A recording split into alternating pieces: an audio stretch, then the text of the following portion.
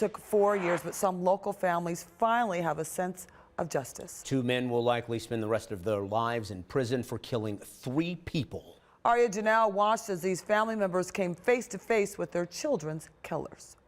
The 2 men sentenced today were juveniles when they committed these crimes back in 2020. 2 other juveniles and a man killed by their actions, creating chaos and destruction for multiple families.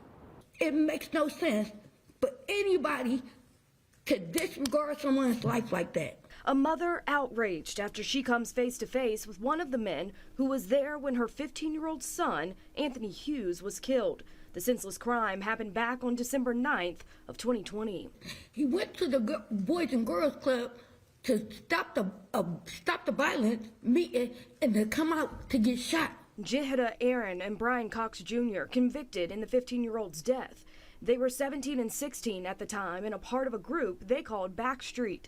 The 2 boys shot at Hughes from a stolen vehicle and sped off, a crime that prosecution says Aaron had done before, listing out his crimes while holding the gun he used to do them. Fired 9 times at Anasiah Brooks. A boy who was just trying to ride his bike on November 8th of 2020 when Aaron shot him in the head and shoulder. I'm kind of at a loss for words. I never really expected to even see my son's killer. After shooting Brooks in a stolen car, Aaron and another man, Derek Thomas, drove away.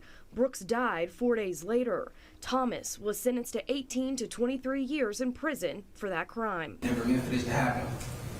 It was a mistake, and I'm gonna live with it for the rest of my life. And in the middle of those 2 instances was a 3rd homicide, which he's already doing time for.